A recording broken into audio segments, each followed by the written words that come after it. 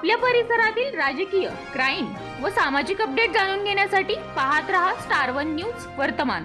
Star one news वर्तमानचे रसिक मायबाप, श्रोते आणि असंख्य प्रेक्षक वर्ग आपणास व आपल्या परिवारास स्टार वन न्यूज वर्तमानकडून दीपावलीच्या खूप खूप शुभेच्छा.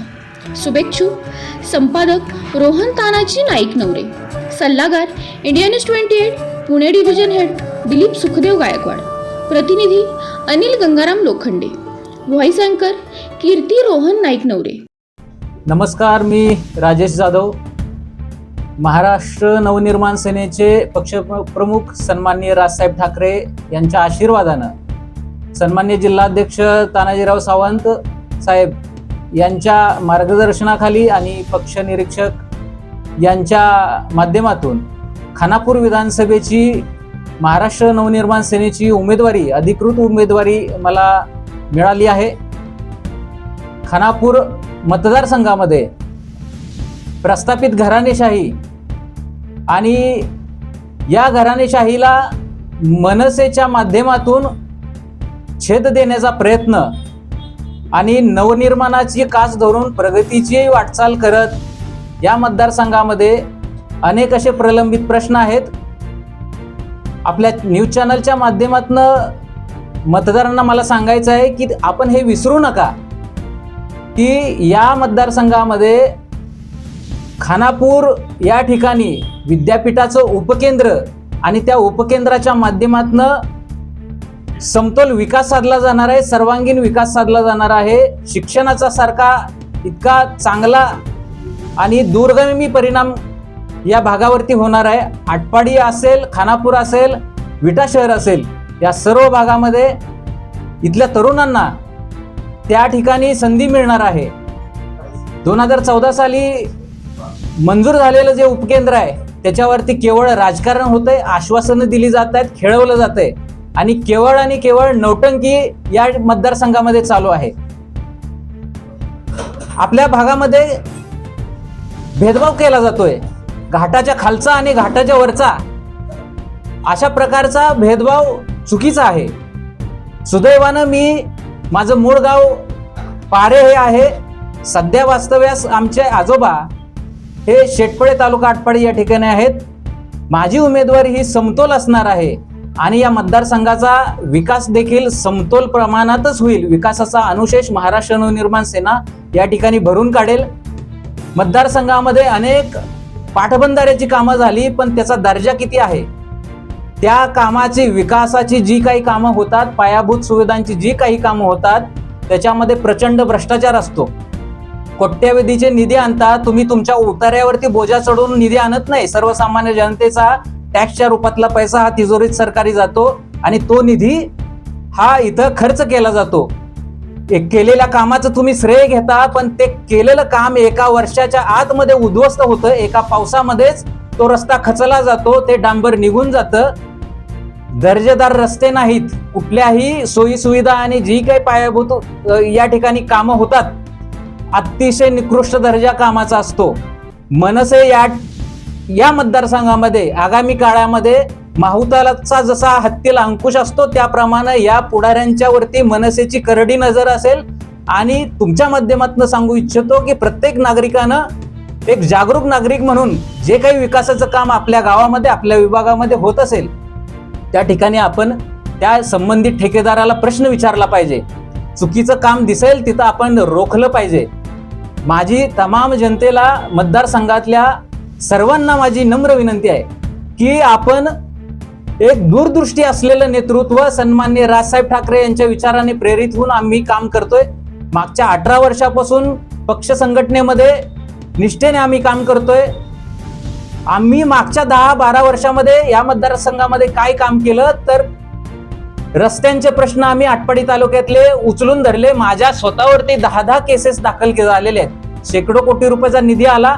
आमची नजर असते कामावरती, तरी सुद्धा भ्रष्टाचार होतोच. मी ज्या गावात राहतो त्या गावातला चिंध्यापीरचा रस्ता आजही प्रलंबित आहे.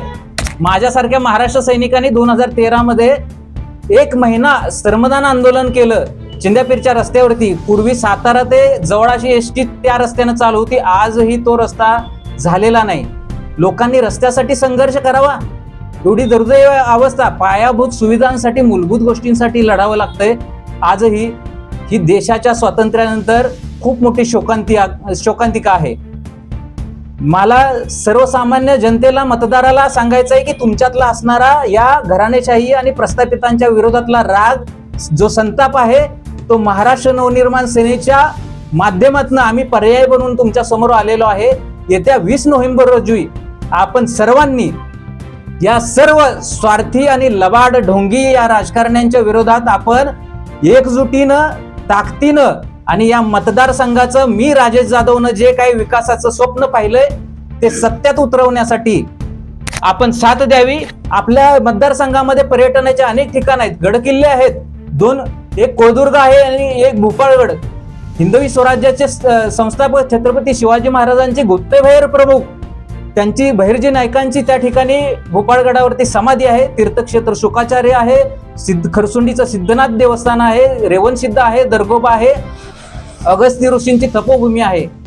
एवढी आध्यात्मिक, धार्मिक आणि ऐतिहासिक ठिकाणं असताना सुद्धा पर्यटनासाठी इथं प्रचंड वाव असताना MTDCचं एखादं कार्यालय किंवा विश्रामगृह नाही. शिवभक्त येत असतात, गडप्रेमी, इतिहास अभ्यासक येत असतात, त्यांच्यासाठी आपण सोयी सुविधा देऊ शकत नाही. किती लाजिरवाणी गोष्ट आहे. आणि म्हणूनच या खानापूर आटपाडी विधानसभा मतदारसंघामध्ये, आटपाडी तालुक्याचं नामोनिशाणच विधानसभेतनं मिटवलं, विधानसभेचं नाव फक्त खानापूर ठेवलं. एवढा तुम्ही संकुचित भावना पाहून आपण आटपाडीवरती अन्याय करताय.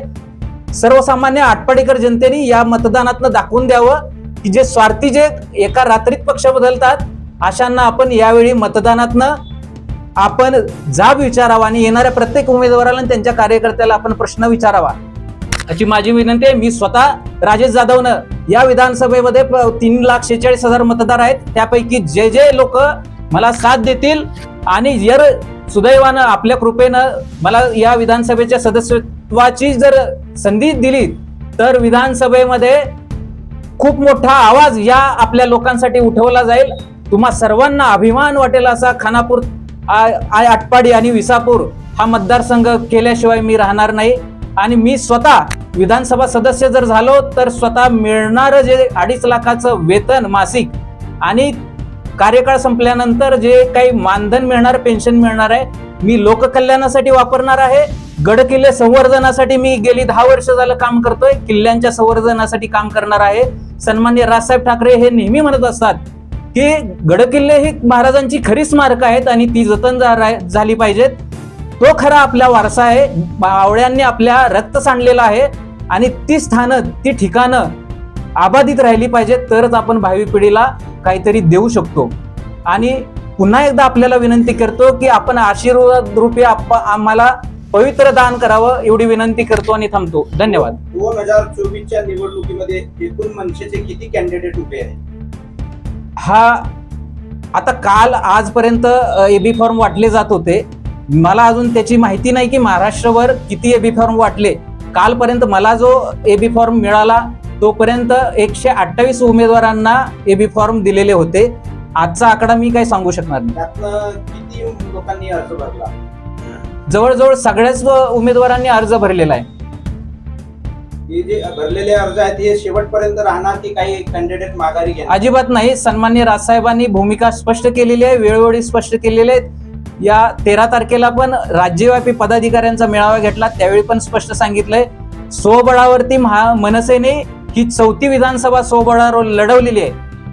पक्षावरती आरोप होतात की गर्दी जमते पण मतदान होत नाही.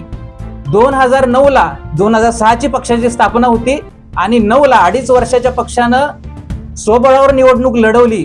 13 ठिकाणी आमदार निवडून आले, 52 ठिकाणी 2 नंबरला उमेदवार राहिले. म्हणजे लोकांनी मतदान केलं होतं, हा त्याचा पुरावा आहे. 2014 आणि 19 अपवाद सोडून द्या, 125 वर्षाची काँग्रेस भुईसपाट झाली.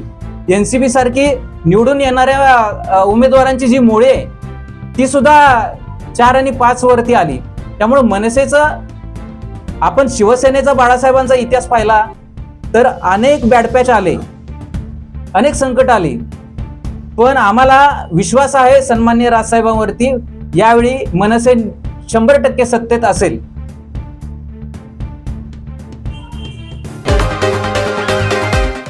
अशा बातम्या पाहण्यासाठी आमच्या चॅनेलला लाईक, शेअर, सबस्क्राईब करा.